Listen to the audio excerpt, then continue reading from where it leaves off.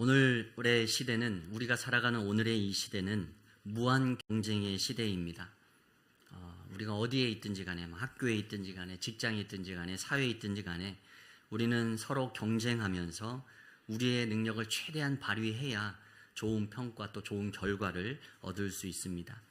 마치 전쟁에서 승리했을 때 승리한 사람만이 모든 그 전리품을 취할 자격을 지니듯이 경쟁에서 앞선 사람이 원하는 것을 얻게 됩니다. 이처럼 우리도 날마다 우리의 삶에서 이 무한 경쟁과 같은, 전쟁과 같은 삶을 날마다 치르고 있습니다. 우리의 눈에 보이는 일상적인 삶 속에서도 그렇고, 우리의 눈에 보이지 않는 영적인 삶, 거기서는 어찌 보면 더 치열한 영적인 전쟁이 날마다 이루어지고 있습니다. 오늘 말씀을 통해서 어떻게 하면 우리의 인생에서 마주대하게 된 그런 영적 전쟁 속에서 패배가 아닌 승리를 경험할 수 있을지, 오늘 이 기드온의 이야기를 통해서 함께 은혜를 나누길 원합니다. 잘 알듯 오늘 본문 말씀은 기드온과 300 용사에 관한 이야기입니다.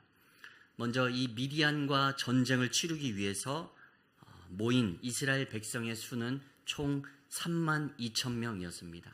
처음으로 미디안과 전쟁을 싸우겠다라고 했을 때 모여든 사람의 수가 32,000명이었습니다. 그리고 그 반대편 진영인 미디안 군대의 수는 그럼 몇 명이었냐? 미디안 군대의 수는 자그마치 12만 5천 명이었습니다. 지금 12만 5천 명 대 3만 2천 명이 싸우기 위해서 마주대하고 있습니다. 인간적인 판단으로는 이 전쟁은 게임이 되지 않는 전쟁입니다.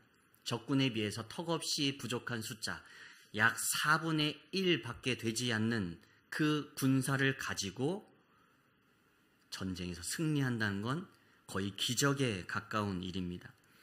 그런데 하나님께서는 우리가 생각하는 것과는 전혀 다른 방식으로 일하십니다. 우리는 숫자, 규모, 또 힘을 중요하게 생각하지만 하나님께서는 그것보다 더 중요하게 생각하시는 것이 있었습니다.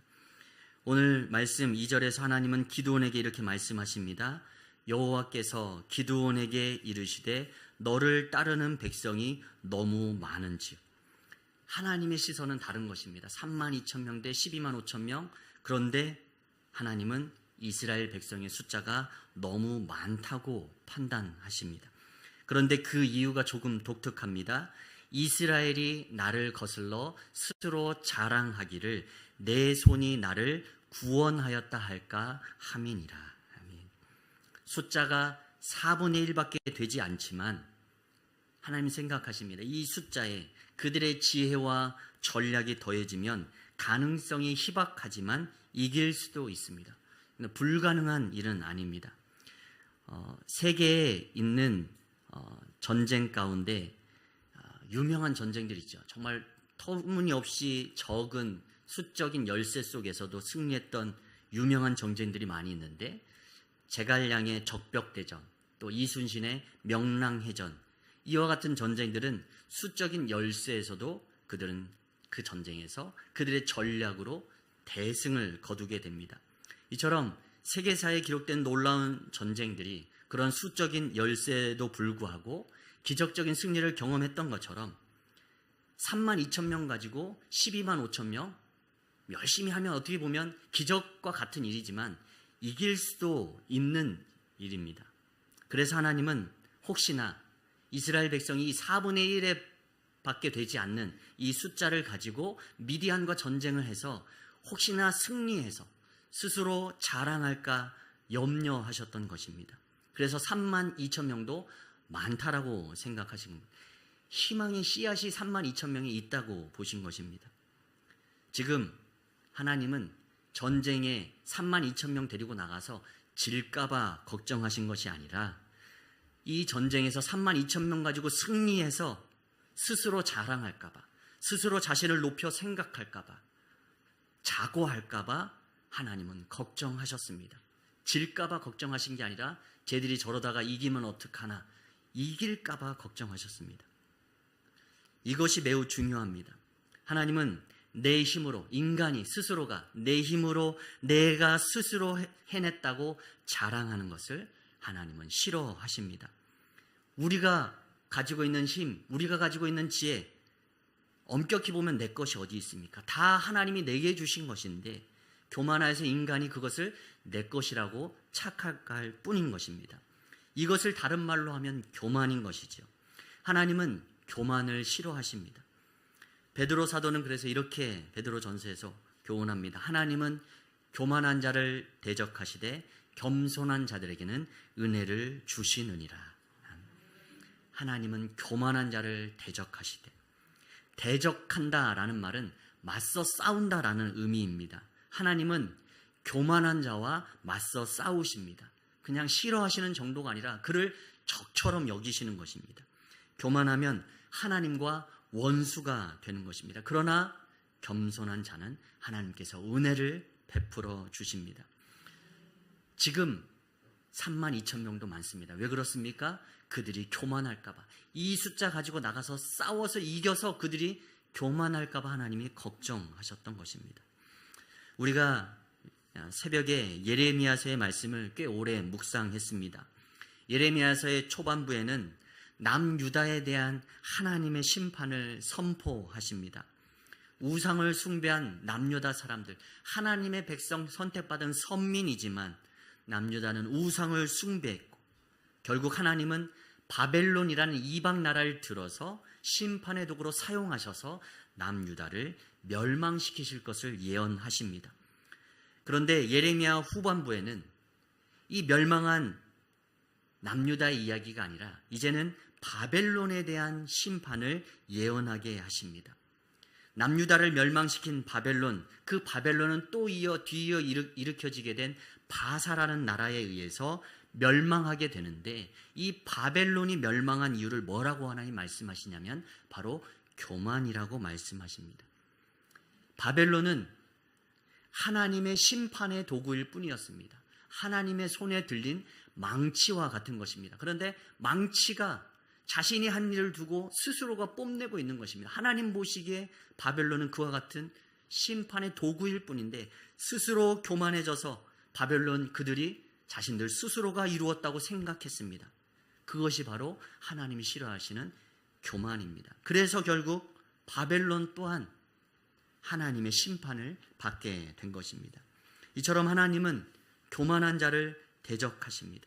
그래서 하나님께서는 기드온이 이끄는 군대가 철저하게 겸손해지길 원하셨습니다.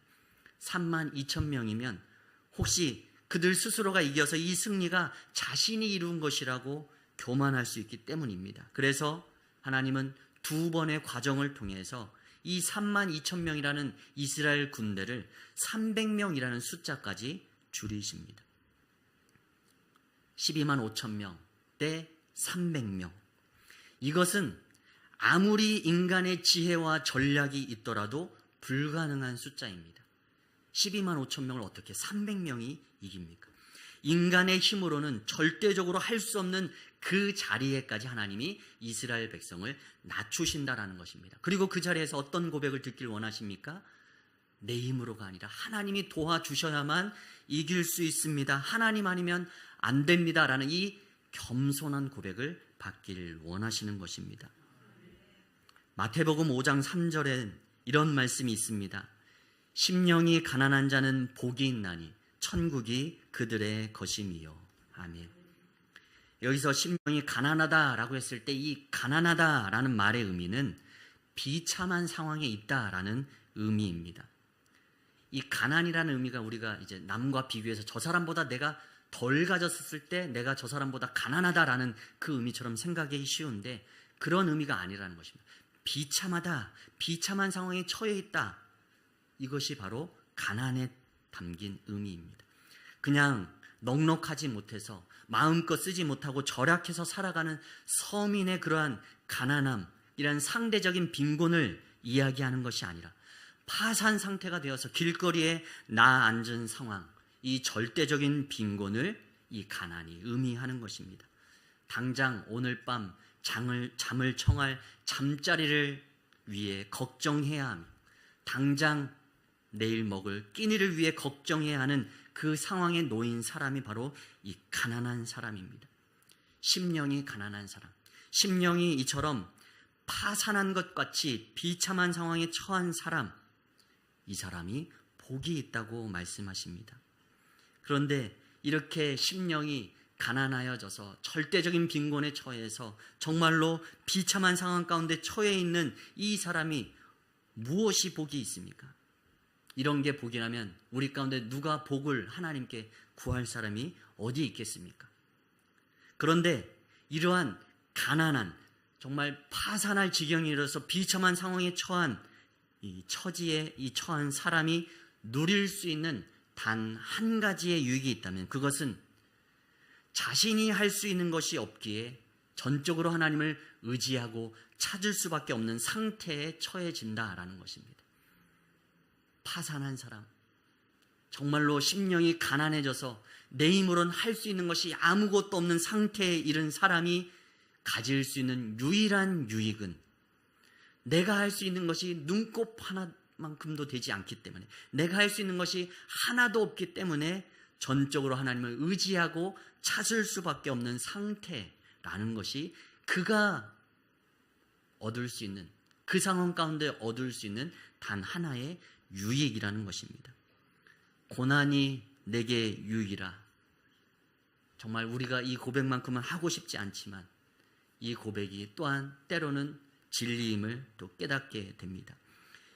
왜 꼭 그래야만 합니까? 힘들고 어려운 상황에 처해만 하나님을 의지할 수 있습니까? 그렇지 않을 수 있습니다. 풍요로운 중에도, 풍족한 중에서도 변함없이 내가 할 수 있는 건 하나도 없고 오로지 하나님의 도우심이 있어야만 가능합니다라는 고백을 우리가 할 수 있습니다. 그러나 그러한 믿음의 고백을 할 수 있는 분들은 정말 비범한 분들입니다. 인간은 그렇게 하나님 앞에 믿음으로 반응할 수 있는 그런 겸손한 존재들이 되지 못합니다. 인간은 조그마한 틈만 있어도 자신을 드러내고 싶어하고 자기 중심적이 되어서 자기 마음대로 살고자 하는 그런 교만하여서 하나님을 찾지 않는 것이 바로 내버려둔 인간의 악한 본성이라는 것입니다. 모두가 그런 것은 아니지만 우리가 이런 말을 합니다. 천당 밑에 분당이 있다고. 네. 안 살아봐서 모르겠습니다. 근데 천당 밑에 분당이 있다라는 말이 있는 것처럼 분당이 이제 살만하다라는 이야기죠. 경제적인 수준과 또한 여건들이 좋다라는 이야기겠죠.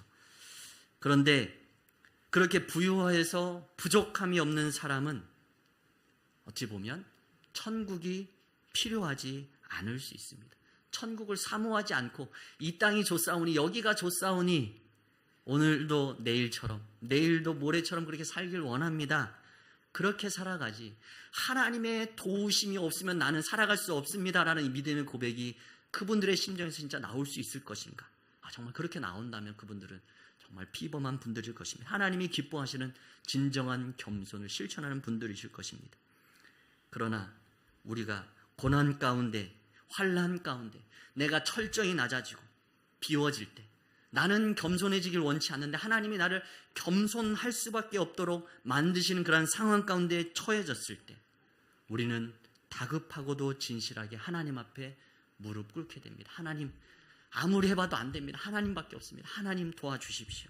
하나님 아니면 저는 안 됩니다. 제발 도와주십시오. 그렇게 고백하며 하나님께 전적으로 의존하게 된다라는 것입니다. 그리고 그렇게 힘든 상황 속에서 역설적으로 그런 상황 속에서 우리는 천국을 사모하게 되고 또한 천국을 경험하게 되는 줄 믿습니다. 어떤 분의 간증을 들었습니다. 자신의 아들이 성악을 공부하고 있는데, 공부를 한 거죠. 이제 어렸을 때부터. 그렇게 성악을 공부하던 건장한 아들이 20대 초반에 교통사고로 목뼈가 부러져서 전신마비가 되어서 중환자실에 누워있게 되는 사건을 경험하게 됩니다. 의사는 회복이 힘들다고 했습니다. 그런데 그분은 그날 교회에서 기도하러 새벽 예배 나와서 기도하다가 잠시 졸았는데 그 꿈속에서 하나님의 환상을 보게 됩니다. 메마른 사막에 파란 생명수가 그 사막에서부터 솟구쳐 오르는 것을 꿈속에서 보게 됩니다. 그리고 그 사고 이후 100일 만에 퇴원하게 됩니다. 전신마비로 살지 죽을지, 또한 그 하반신을 쓸 수 있을지 없을지 모르길 그 심각한 상황 속에서 하나님이 보여주신 환상, 그 이후 100일 만에 그 아들이 퇴원하게 되셨습니다. 지금도 사고의 후유증으로 다리가 불편해서 걷는 것이 온전하지 않지만 성악가로서 인정받게 하시고 카네기 홀에서 공연도 하게 하시고 지금도 그 자신이 경험한 그 하나님을 고백하며 찬양과 간증으로 하나님께 영광을 돌리는 삶을 살고 있노라고 그 아들의 삶을 이루신 그 하나님을 찬양하는 고백을 들었습니다. 심령이 가난한 자는 복이 있나니 천국이 그들의 것이며, 영적인 파상 상태에 이르게 된 자는 하나님만을 의지할 수밖에 없습니다. 그리고 그렇게 하나님을 의지하는 인생이 진정으로 복된 인생인 줄 믿습니다. 하나님은 이스라엘 백성을 그처럼 심령이 가난한 상태로 만드십니다. 영적 파산 상태로 만드십니다. 하나님이 도와주시지 않으면 절대 불가능한 상황으로 만들어 가십니다. 32,000명이면 경험하지 못했을 일들을 단 300명으로 경험하게 하십니다. 그리고 이 모든 것을 하나님이 이루셨다고 이스라엘 백성들로 하여금 믿음으로 고백하게 하십니다. 하나님은 약한 자를 택해서 강한 자들을 부끄럽게 하시고 이 세상에 미련한 자들을 택해서 지혜 있는 자들을 부끄럽게 만드시는 하나님이신 줄 믿습니다. 하나님이 택하신 소수 기드온과 그와 함께한 300명의 용사는 하나님이 일하시는 방법에 대해서 오늘 이 모습을 통해 우리에게 말씀해 주십니다. 많은 사람이 필요한 것이 아니라 하나님 앞에 겸손함으로 나아간 그 사람이 나에게 지금 필요하다고 말씀하시는 것입니다. 행여 우리의 상황과 조건이 좋지 않다고 낙심하는 분들이 계시진 않습니까? 그렇지 않습니다. 지금의 환경이 좋지 않고 우리의 사회 환경, 경제적 환경이 좋지 않고 또 내가 가진 것들의 한계가 다다랐을 때 그때가 바로 하나님 앞에 우리가 겸손해지는 때이며 그때가 바로 하나님이 일하시기 시작하는 때라는 것을 믿음의 눈으로 바라보시기를 바랍니다. 그리고 하나님만을 의지하며 하나님의 승리를 경험하시길 간절히 축원합니다. 그래서 하나님께서는 이스라엘 스스로 자랑하지 못하도록 교만하지 못하도록 이 32,000명의 사람들을 두 번의 과정을 통해서 이스라엘 백성의 군대를 감축시키십니다. 먼저 첫 번째 장면입니다. 두려워 떠는 자를 돌려보내시는 장면입니다. 오늘 3절 말씀입니다. 오늘 3절 말씀 함께 읽겠습니다. 시작. 이제 너는 백성의 귀에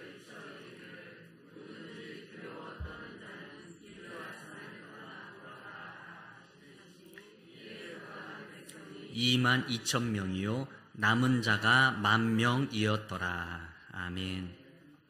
지금 자원한 사람들이 32,000명인데 두려운 사람 돌아가라 라고 그랬더니 22,000명이 돌아갑니다.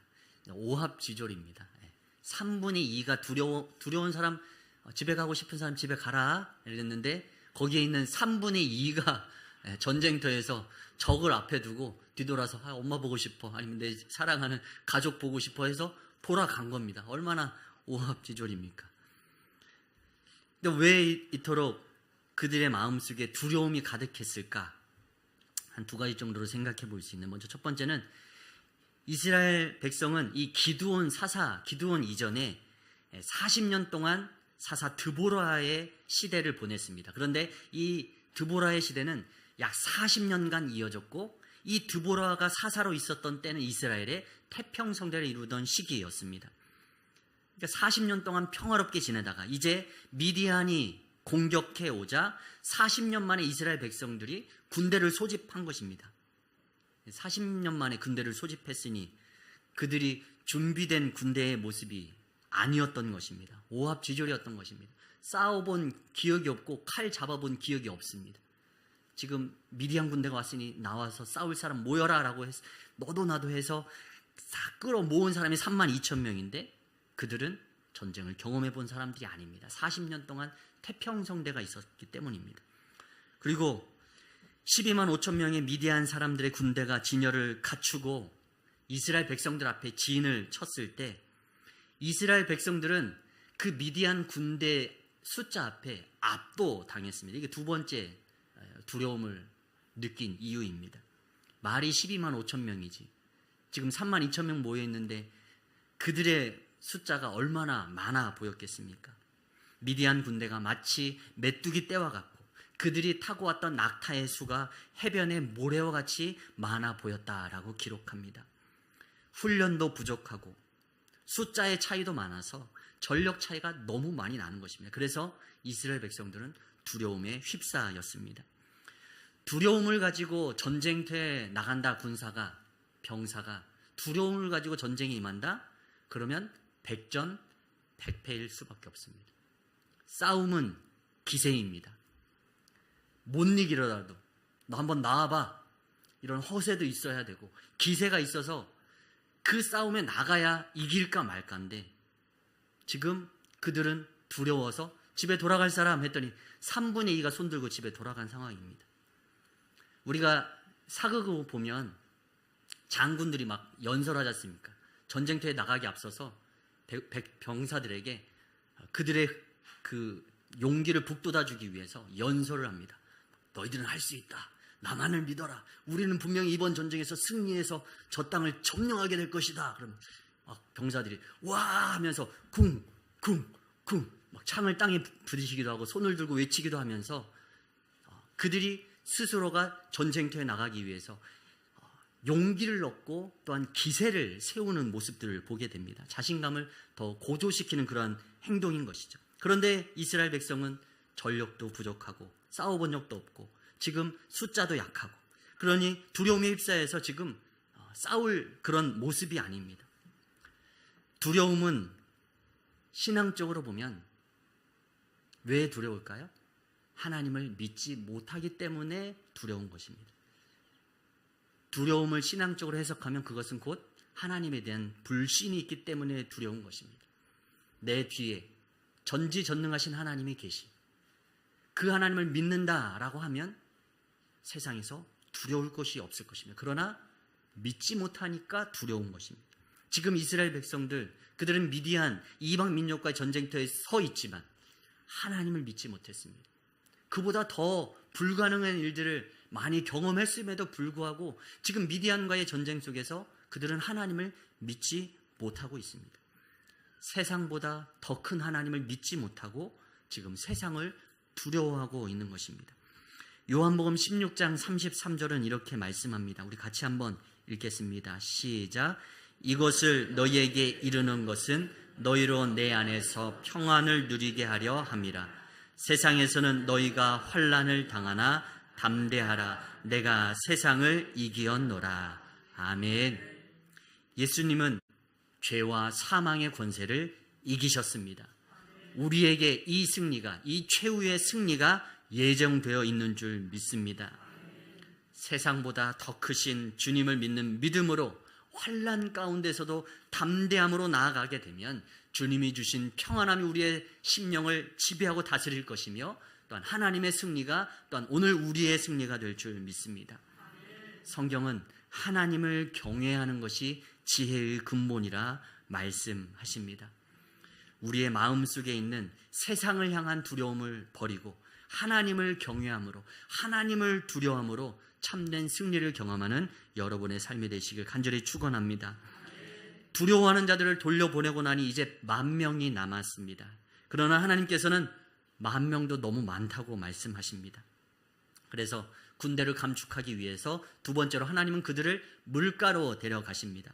그리고 그 물가에서 물을 마시게 하십니다. 그리고 그 물을 마시는 태도를 보고 사람들을 구분하게 하시죠. 오늘 5절, 6절 말씀입니다. 함께 읽겠습니다.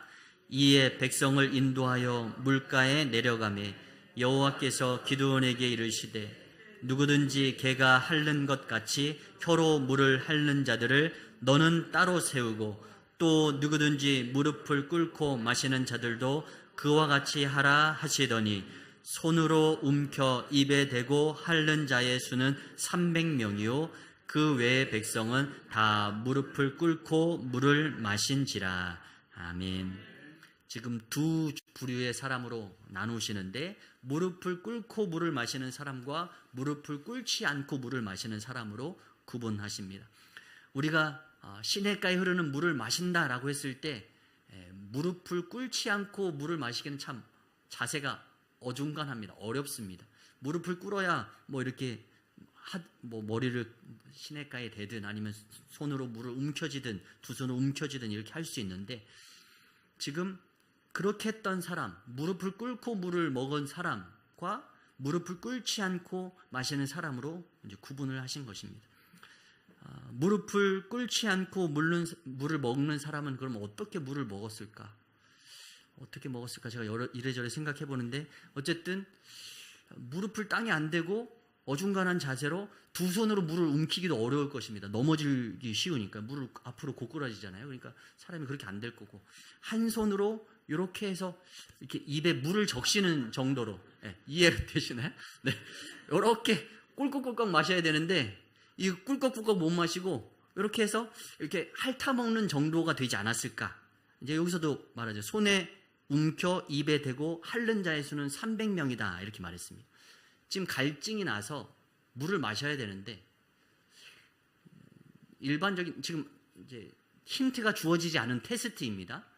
이 시냇가에서 물 먹어라라고 했는데 아무것도 안 알려주셨어요. 이게 시험인지도 이스라엘 백성들은 몰라요. 10,000명이 와서 물을 마시는데 대부분의 사람들은 이렇게 해서 꿀꺽꿀꺽 갈증이 해갈할 정도로 물을 마셨겠죠. 그런데 어떤 사람은 무릎을 땅에 꿇지 않고 이렇게 해서 핥아 먹었다라는 거예요. 왜 그랬을까요? 왜 그랬냐면 지금 여기는 전쟁터이기 때문에 그렇습니다. 군대에 가보시면 이제 알게 되는데, 군대에는 휴식 시간이 돼도 깐깐합니다. 이제 총을 들고 훈련을 하다가 10분간 휴식 하면 이제 총을 이렇게 세워놓고 하는데, 그냥 총을 막 아무데나 내팽겨치고 쉬면 바로 얼차려 받습니다. 왜냐하면 총은 내 생명과도 같은 것이니까 소중하게 여겨야 된다 이렇게 하고, 쉴 때에도 훈련 중에는 경계병들을 세우고 쉽니다. 한 2-3명 주변에 세워놓고 적이 오는지 안 오는지 확인을 해야 전쟁터에서는 쉴 수 있으니까 훈련 때는 그렇게 하고 10분간 휴식을 하죠. 지금 미디안 군대가 125,000명이 앞에 서 있습니다. 이게 좀 전쟁터입니다. 속 편하게 머리를 쳐박고 물을 마실 그런 상황이 아닌 것입니다. 그렇게 하면 안 되는 거예요. 군인이. 지금 앞에 전쟁터에서 지금 적이 언제 나타날지 모르는데 머리를 박고 물을 마신다? 꿀꺽꿀꺽? 지금 하나님 편에 봐서는 준비되지 않은 군인인 것입니다. 준비되지 않은 군사입니다. 자신이 지금 본분이 무엇인지 잊고 목마름에 취해서 지금 꿀꺽꿀꺽 마시는 거죠.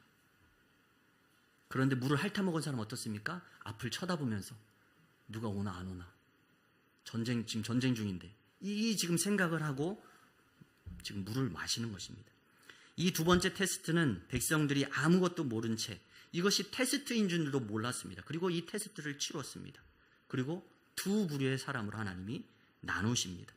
오늘 7절 말씀입니다. 함께 7절 말씀 읽겠습니다. 여호와께서 기드온에게 이르시되 내가 미디안을 내 손에 넘겨주리니 남은 백성은 각각 자기의 처소로 돌아갈 것이니라 하시니. 아멘. 네, 보십시오. 10,000명 중에서 300명만 물 핥아 먹었습니다. 나머지는 꿀꺽꿀꺽 다 마셨습니다. 무릎을 꿇지 않고 물을 핥아서 먹은 300명만 남게 하시고 나머지는 다 돌아가게 하십니다. 지금 숫자가 중요한 게 아닙니다. 하나님이 필요한 건 준비된 사람입니다.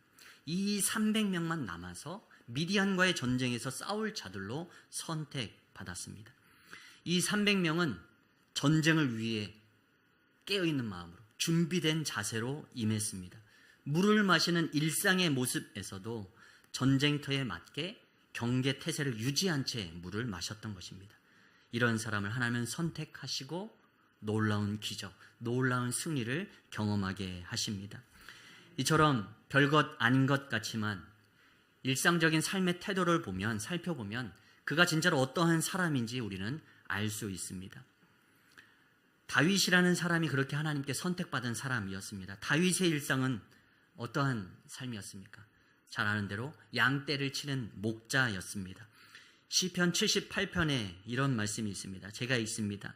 또 그의 종 다윗을 택하시되 양의 우리에서 취하시며 젖 양을 지키는 중에서 그들을 이끌어내사 그의 백성인 야곱 그의 소유인 이스라엘을 기르게 하셨더니 이에 그가 그들을 자기 마음의 완전함으로 기르고 그의 손의 능숙함으로 그들을 지도하였도다. 아멘. 다윗을 양의 우리에서부터 취해서 이스라엘의 왕으로 세우셨다라고 말씀하십니다. 다윗은 왕족이 아닙니다. 그의 아버지가 왕이어서 왕이 된 사람이 아닙니다. 양을 치는 목동이었습니다. 그런데 다윗은 들판에서 양을 칠 때 진짜로 정성껏 기르고 돌보았습니다. 하기 싫은데 아버지가 시켜서 하는 그냥 대충대충 양을 돌보았던 것이 아니라 최선을 다해 양을 돌봤습니다. 그리고 사꾼처럼 맹수가 양을 잡아먹으려고 하면 자신의 생명을 지키기 위해서 그 양을 맹수에게 내어주는 것이 아니라 끝까지 그 맹수로부터 그 양을 지키기 위해서 자신의 목숨조차도 아끼지 않는 태도로 자신의 목숨을 걸고 양떼를 지켜낸 사람입니다. 하나님은 그래서 그의 종 다윗을 양의 무리에서부터 지켜보시고 그가 어떠한 사람인지 판단하시고 그를 이스라엘을 이끌 지도자로 왕으로 삼으십니다. 무엇을 보고 선택하십니까? 그의 일상의 삶의 자리를 보고 선택하셨습니다. 지금 기드온과 함께한 그 300명의 사람 또한 힌트가 주어지지 않는 물을 먹는 그 모습을 보고 일상의 삶의 모습을 보고 그들을 하나님의 사람으로 선택하신 것과 마찬가지입니다. 우리는 지금 우리의 삶에서 일상의 삶에서 어떠한 태도로 우리의 삶을 살아가고 있습니까? 우리가 어떤 높은 자리에 가서 또 어떤 큰 일을 할 때 잘해야지 라고 생각하지만 그렇지 않습니다. 우리가 일상의 자리에서 어떻게 했는지가 그 자리에 가서 어떻게 하는지가 판가름 되는 것입니다.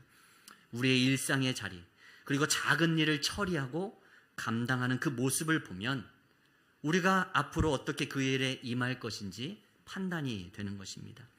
하나님은 미디안 전쟁과의 싸움에 나갈 군사를 그렇게 택하셨습니다. 물가에서 물을 마시는 모습을 보고 택하셨습니다. 작은 일에 충성을 다하고 최선을 다할 때 하나님은 놀라운 하나님의 큰 일을 우리에게 맡겨주시는 줄 믿습니다. 마태복음의 달란트의 비유에 이렇게 주인이 칭찬합니다. 잘하였도다 착하고 충성된 종아 내가 적은 일에 충성하였음에 내가 많은 것을 내게 맡기리니 내 주인의 즐거움에 참여할지어다. 아멘. 작은 일에도 하나님께 기도하고 하나님의 뜻을 구하고 교만하지 아니하고 하나님을 의지해야 한다라는 사실입니다. 늘 영적 전쟁터 한복판 가운데 있음을 기억하고 사주 경계를 취하듯 말씀 충만, 기도 충만, 성령 충만을 날마다 일상의 삶에서 유지해 나가야 우리가 마주대하게 되는 그 일상 속에 부딪히는 끝없는 영적인 전쟁 속에서 승리할 수 있다라는 사실입니다. 그렇게 우리의 일상의 삶에서 하나님께 칭찬받고 더 크게 쓰임받는 여러분 되시길 간절히 축원합니다. 말씀을 정리합니다. 오늘 말씀에서 하나님이 택하신 소수는 누구였습니까? 바로 기드온과 그와 함께한 300명의 용사들이었습니다. 그들은 어떻게 선택받았습니까? 먼저 첫 번째, 두려워하는 자들은 다 돌려보냈습니다. 그 엄청난 규모의 적을 보고도 두려워하지 않는 담대한 자들만 남겨두셨습니다. 눈에 보이지 않는 하나님을 경외할 때 그 하나님을 두려워할 줄 아는 그 믿음을 지닌 사람은 눈에 보이는 적 두려워하지 않을 수 있습니다. 두려움은 바로 불신앙에서부터 기인된 것이기 때문입니다. 두 번째, 무릎을 꿇고 물가에서 물을 마신 사람은 다 돌려보냈습니다. 전쟁터에서 한순간도 경계심을 잃지 않고 물을 마시는 그 일상의 삶의 태도를 보고 준비된 자들을 택하신 것입니다. 그들은 미디안 군대 12만 5천 명에 비하면 턱없이 적은 300명의 숫자였습니다. 그러나 하나님은 이 선택받은 소수 300명을 통해서 미디안과 싸워 이기게 하십니다. 하나님은 택하신 믿음의 사람, 그가 설령 적을지라도, 그가 설령 약할지라도, 그가 설령 우둔할지라도 믿음을 지닌 그 사람, 겸손한 그 사람을 통해 일하시는 줄 믿습니다. 하나님께서는 우리의 삶에서 우리의 계산과 우리의 논리를 뛰어넘는 방식으로 일하시는 줄 믿습니다. 우리가 우리의 연약함과 한계를 느낄 때 하나님께서 그곳에서부터 일하기 시작한다는 이 말씀이 여러분 가운데 위로가 되길 간절히 소망합니다. 하나님께서는 하나님의 때, 하나님의 방법으로 하나님의 사람들에게 승리를 이루어 주실 것입니다. 이 믿음 가지고 승리를 경험하는 여러분 되시길 간절히 축원합니다.